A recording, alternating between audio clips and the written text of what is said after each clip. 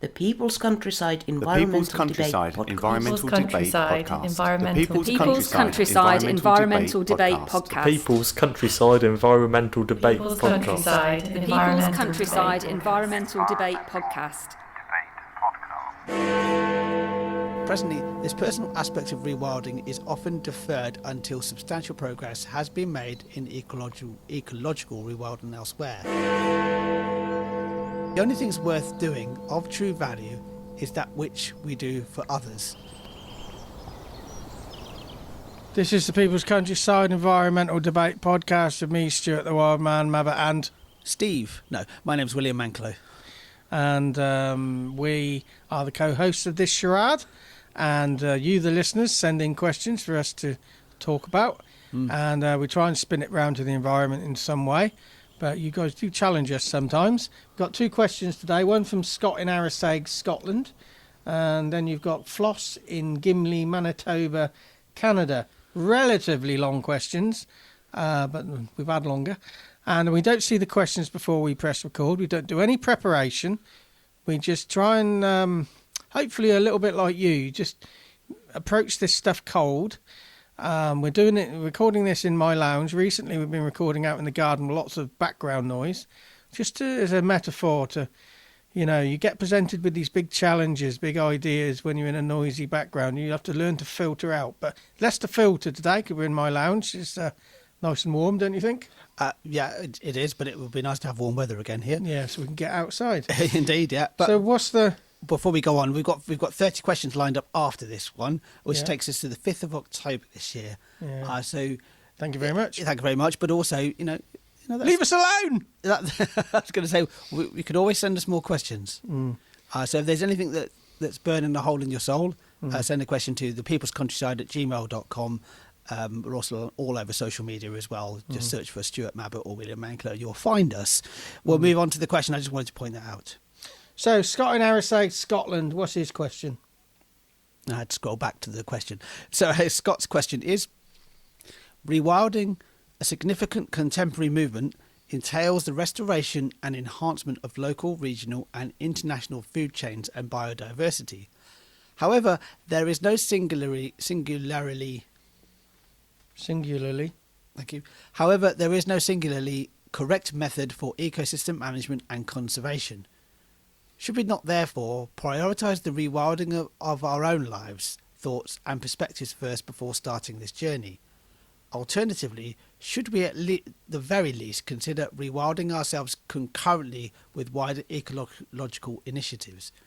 Presently, this personal aspect of rewilding is often deferred until substantial progress has been made in ecological rewilding elsewhere, which creates separation between humankind and the wider natural world. And we always say that we are part of nature, we're not separate from it, which is well, it's true because we're an animal.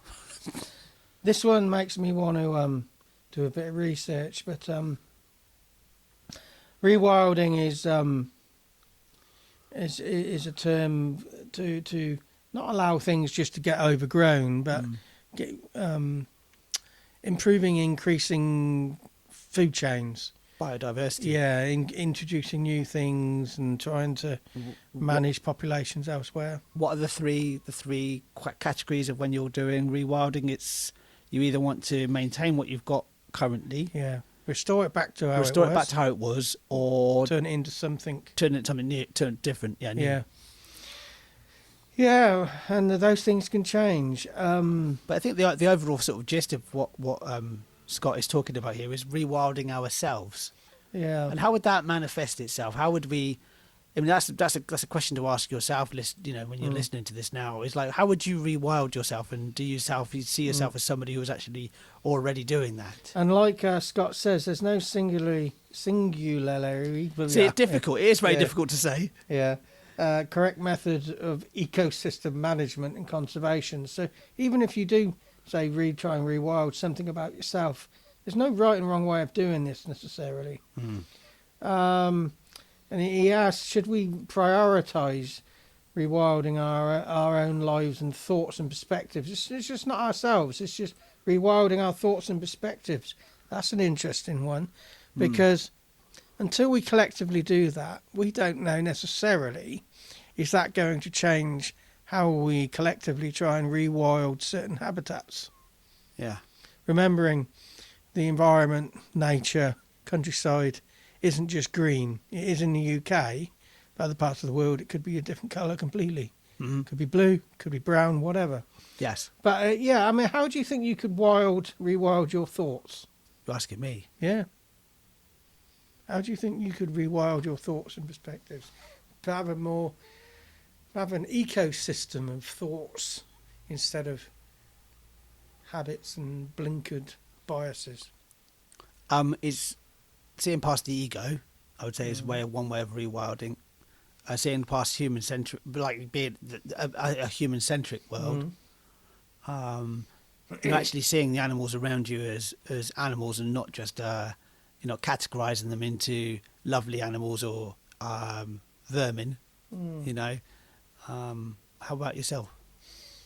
I'm pretty wild as it is. Yeah, it's just I just like the idea of just challenging your perspectives and habitual thinking. That's you can spend your life doing that. Just because you've achieved it today doesn't mean you'll achieve it tomorrow. It's an ongoing process. So yeah, it's just I wouldn't actually expand much on what you said, but I'm just intrigued. Rewilding your own thoughts and perspectives.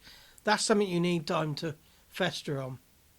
Not necessarily explore through words. Yeah, and then come back and do another episode. Is it also to someone to ask your question of, how much of your life is synthetic, is not actually based in the real world? What you're saying is synthetic is normally a tangible thing, but you're also saying there's a metaphysical thing about life. What's synthetic in something that you can't touch? Yeah. How much are you locking yourself away from nature? It says here, alternatively, we should at the very least consider rewilding ourselves concurrently with the wider ecological initiatives. What he was saying previously was we need to do it first, rewild ourselves first, but then now he's saying, you could rewild yourself alongside. Scott is particularly asking that as a question. So alternatively, should we at the very least consider rewilding ourselves concurrently with wider ecological initiatives? Don't think you should rule anything out. You're kind of synchronising yourself with these wider ecological initiatives. I can like that idea. That you're, I don't know whatever the ecological initiative is, to actually maybe, I don't know, consume less meat or drive less or whatever the ecological initiative is. You can align yourself with that. So it says presently this personal aspect of rewilding is often deferred until substantial progress has been made in ecological rewilding elsewhere, which creates separation between humankind and the wider natural world. I think we do have a propensity to kick the can down the road. But I had a really intriguing conversation with I'll have a cup of tea and I'll get on and do that later. I have a cup of coffee and I'll start. I had an intriguing conversation the other day with a friend of mine. He was almost saying that, so I talked about my trip in April to the USA. We hadn't seen each other since till that point. And I said about, the large vehicles you see in the US are just insanely large compared to European vehicles. I mean, I saw a pickup truck that was, I think, almost the size of it was the size of a fire truck here. It was that, and it was transporting two people. Anyway, it was insane, and they didn't know how to drive it either. But it's like, well, if you see what Americans do, what's the point in doing anything? That sort of approach to environmentalism. So it's almost like saying, well, if they're not doing anything, why should we bother? Yeah, but you've always got to try and do the right thing, and you can't stand on your plinth platform and spout this ideological stuff unless you nailing it is where you can yourself. Yeah, we're not where you can yourself. Yeah, get away from the idea. Get away from the idea of just because somebody else is not doing something that you can't do something yourself. I remember my mum said probably 40 years ago, I ain't gonna bother buying ozone friendly cans. What difference is one person gonna make? Well, look what happened. You know, we changed it, and somebody said to me, they're not talking about the ozone layer anymore. It's not got a hole. It never had a hole in it. It never existed. I think largely the hole has recovered. Yeah. It's just other aspects of the greenhouse gases have got worse. Yeah, and the specific threat of the ozone layer disappearing was more radiation penetrating to the ground. Yeah. But because CFC is no longer used, then therefore it mends itself. The Earth does mend itself quite quickly. Yeah, it can do. Yeah. An action here.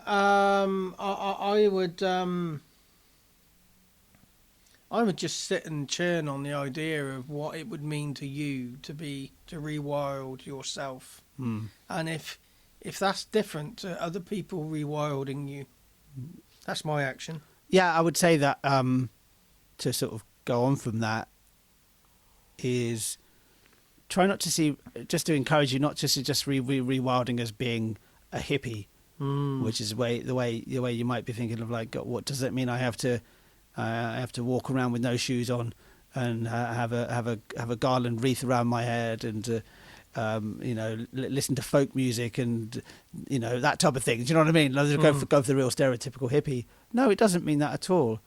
But just think about how you can sort of just almost kind of go back to a bit more of a natural state in your thinking, rather than it being this sort of synthetic way of thinking about things and about buying the next thing from whatever place you get them from. This synthetic thinking, another way of looking at it is the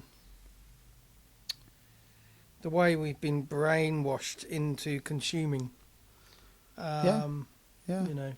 And that's, you'd think that influenced by other people. We know the impacts of this sort of consumerism, but it seems to be that we're still, maybe one way of rewilding your brain is to actually think about, just to stop your own mindless consumerism, and always just ask yourself the question, do I really need this? I mean, do I really need this thing? Another way of rewilding is, one of our very first guests in our very first episode was talking about increasing the biodiversity of our gut flora in our stomach. Yes. So maybe about consuming more substances, so our bodies are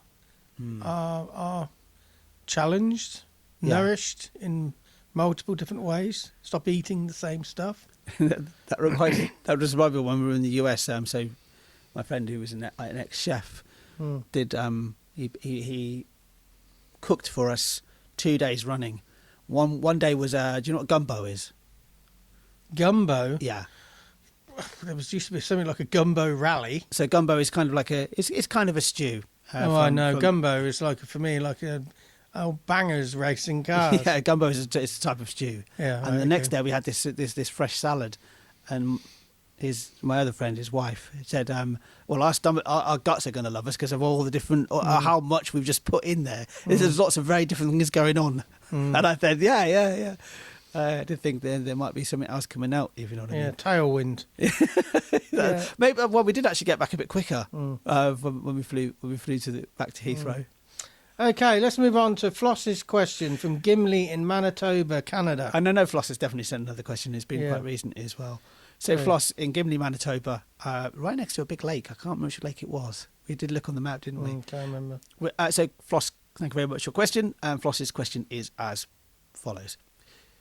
We too readily judge a book by its cover, and we know that, but readily overlook that too, just to see the outside is limiting, as most things of substance happen on the inside. One of the greatest freedoms we can experience ourselves and can offer others is how we react to things, situations and people. Really, the only things worth doing of true value is that which we do for others. So we need to remember to avoid making quick assumptions about people and whether they're decent types until we have the facts. Yeah. Oh, okay. So we do readily judge a book by its cover. I wholeheartedly agree with that. I think we have to.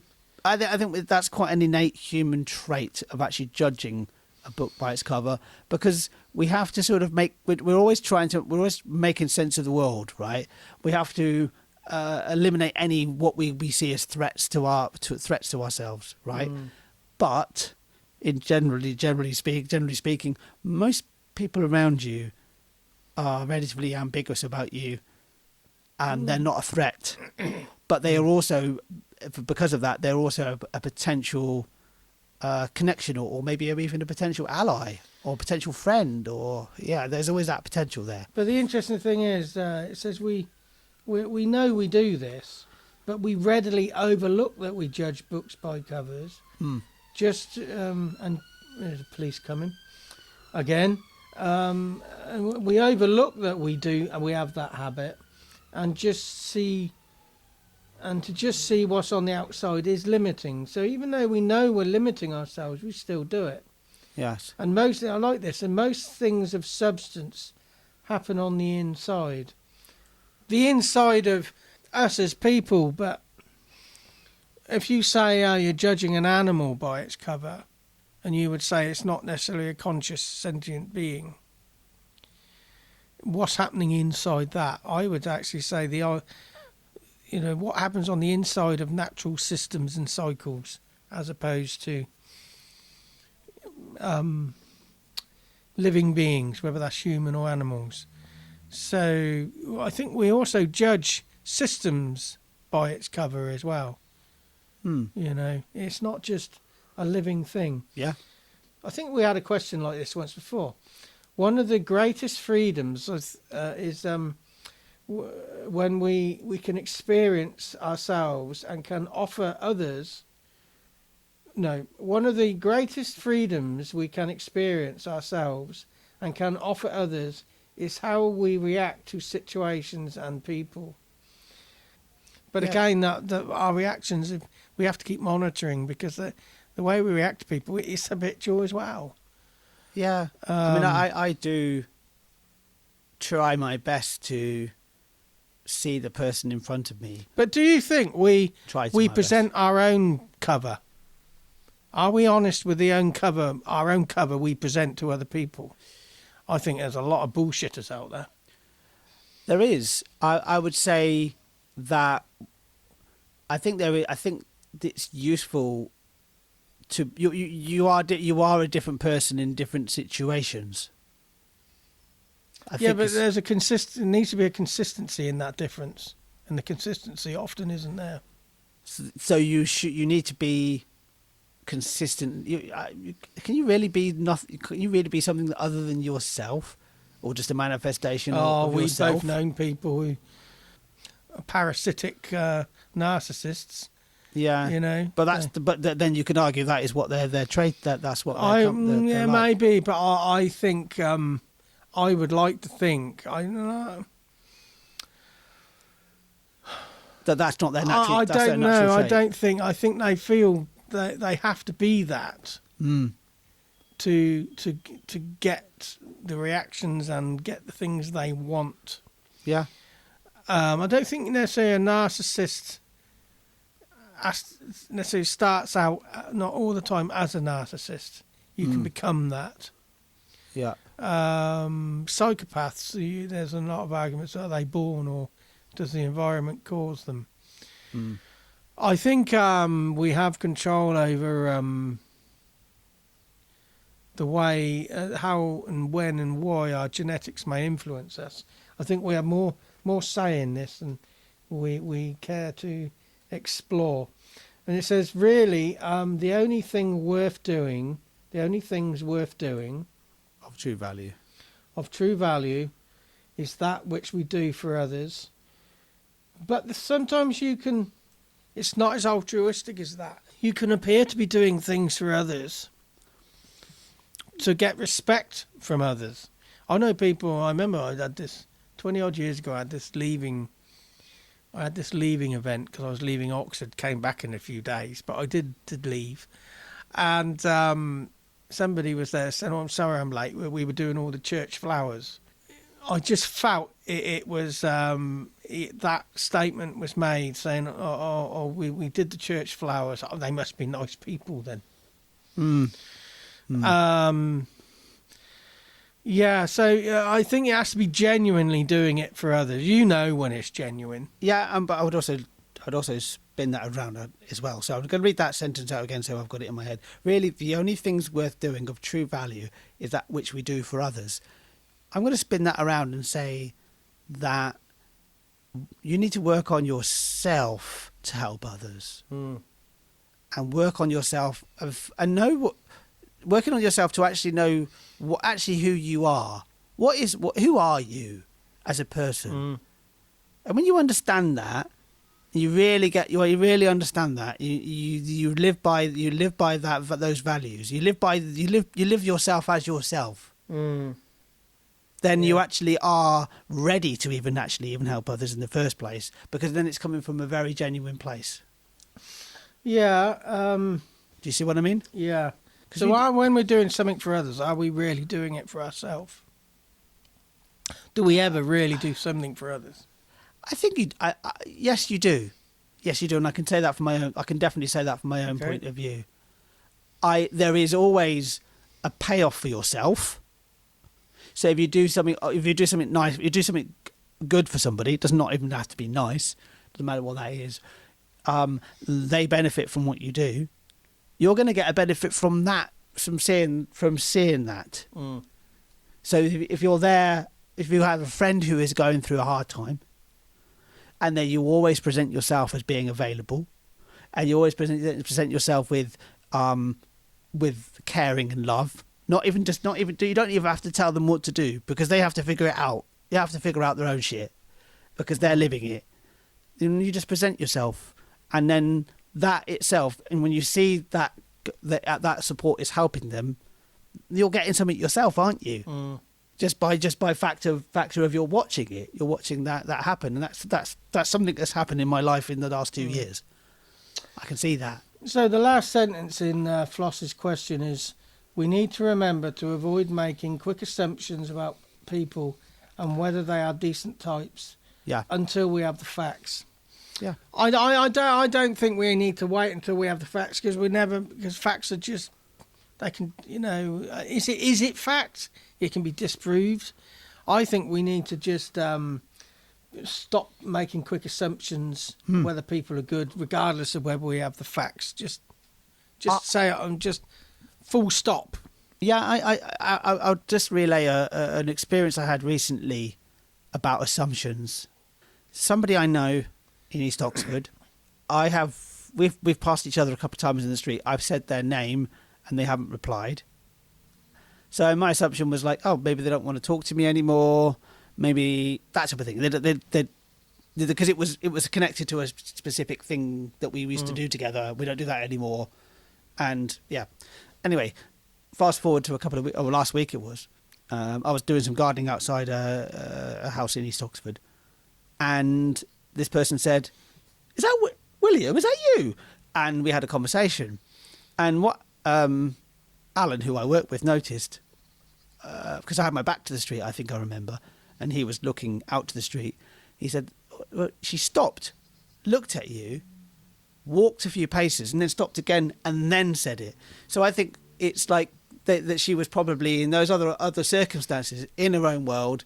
I think at one point, she was talking to somebody else, and she didn't even know. She probably didn't even hear me or notice me. Yeah. So you can make an assumption that person is sort of giving you the cold shoulder, but actually sometimes you have to really, you just have to go, they didn't see me. Do you know what I mean? I also just recall another time a lady that I know through networking, not friends, we just networked, and I've interacted with her in different.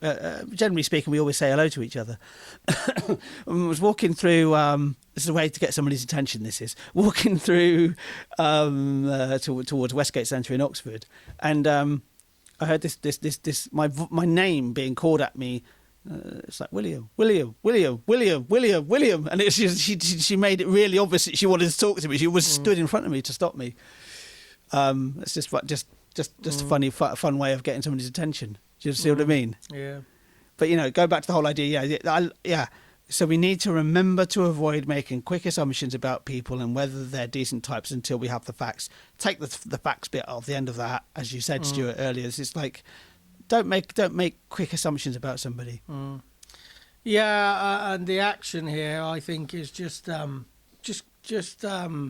review this on a daily basis. Just because you mastered it yesterday or today doesn't mean you've got it mastered for the rest of your life. You always pulled back into these old habits, and it's not necessarily lazy. I think it's just it takes least effort to make these assumptions that aren't necessarily accurate. It takes effort to be positive. But how can we spin this around to the environment? I mean, you could think about your own opinion of people who are being activists for the environment, or the opposite of being, there might be polluters. Just try and see them as, get to know them, see them as the individuals that they are, trapped in the systems that they're trapped in. Yeah, exactly. Yeah, I mean, that would be the way I would look at it. That would be my action, twisting it to the environment. If you listen to this podcast and you want definite answers that are going to change the world, well, you ain't going to fucking get it here, because we're just pissing in the wind. But does that make it another explicit? Yeah, episode? I know. It just confirms the fact. This is long-term stuff, and our lives are short. So we just have to maybe think, if we get these habits going and they become the norm, these ideas, these thoughts can carry on beyond our lifetime. And we always say, when we've done these live incarnations of this podcast, we always try and say to people, it's our communal avoidance of death informing the way we live, the way we pollute, the way we exist. And facing your own mortality and thinking, how can something about me, how can my influence carry on? You can influence by getting inside people's heads. What are your thoughts to conclude? I have no concluding thoughts. We've had a run of relatively long episodes recently. This is another about 27, 28 minutes, this one. So hopefully you're enjoying our longer form questions. That they're when we read these questions, sometimes they're like one-liners, and that they can be short answers, or they can start a long conversation. But yeah, the next two questions are where are they from? Who are they from? Next two episodes. Yeah, we've got Scott from Arisaig, Scotland. He's back, and Jess from Bishop's Tatchbrook in Warwickshire, England. They are back. Yep.